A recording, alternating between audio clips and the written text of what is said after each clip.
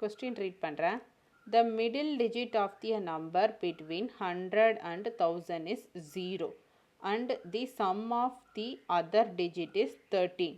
If the digits are reversed, the number so formed exceeds on the original number by 495. Find the numberனு சொல்லியிருக்காங்க. தமிழை repeat பண்ணுறேன்.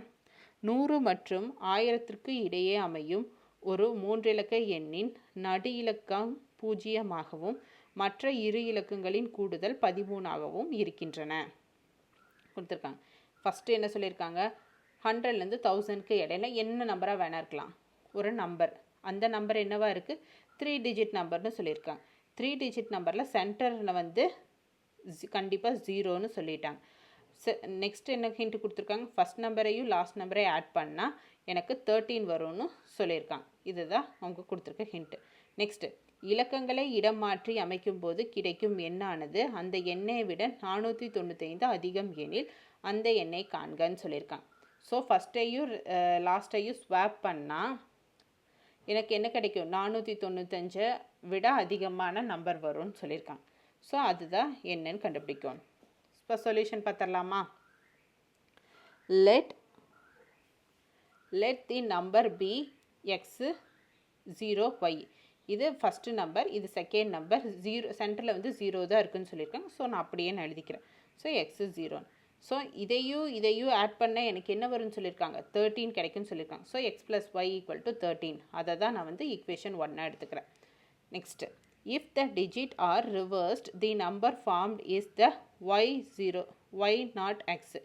So ஃபஸ்ட்டையும் லாஸ்ட்டையும் first நம்பரை லாஸ்ட்லேயும் லாஸ்ட் நம்பரை ஃபஸ்ட்லேயும் நம்ம போட்டோம்னா அது வந்து 495 விட அதிகமாக இருக்குன்னு சொல்லியிருக்காங்க. அதை தான் இங்கே சொல்லியிருக்காங்க.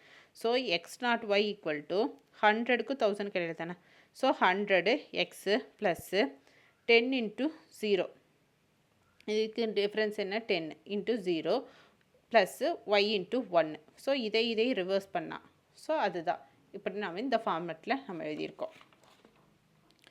அது சிம்ப்ளிஃபை பண்ண எனக்கு கிடைக்கும் x not y = 100x + y. 1 × y னா 0 தானே. ஸோ y தானே. ஸோ 100x + y அதுதான் நம்ம எழுதியிருக்கோம்.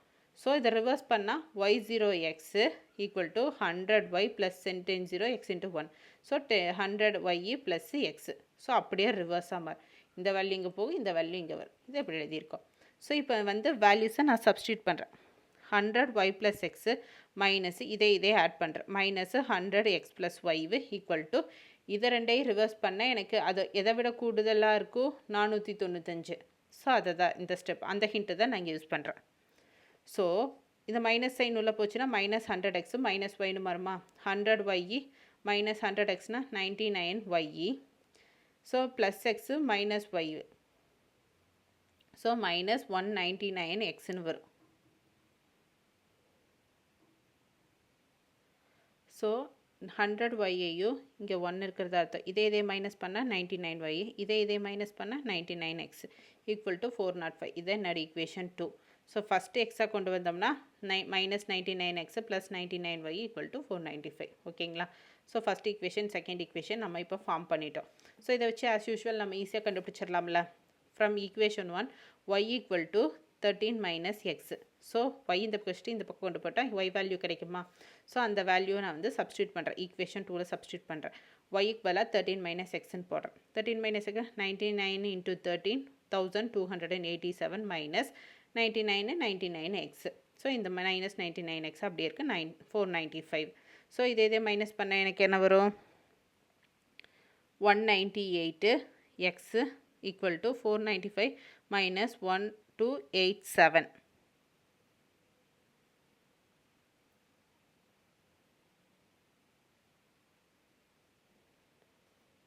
மைனஸ் இன்ட்டு மைனஸ் ப்ளஸ்ஸா. ஸோ ரெண்டையும் ஆட் பண்ணி அதே மைனஸ் சைன் போடணும். So -198x. இதே நான் சிம்பிளிஃபை இந்த வேல்யூ இந்த பக்கம் மைனஸ் பண்ணால் 792. பெரிய நம்பரோட value minus sign. So minus போடுறேன். ஸோ மைனஸ் கேன்சல் ஆயிரும். x = 792 / 198. ஸோ இதே கேன்சல் பண்ணால் 4. So x = 4. So put x = 4 in the y = 13 - x.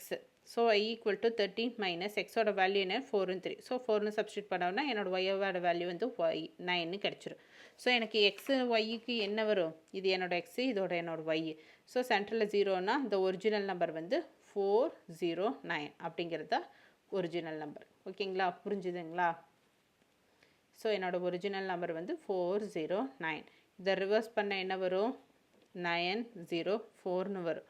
அது என்ன 495ஓட பெருசாக இருக்கும்னு சொல்லியிருந்தான்.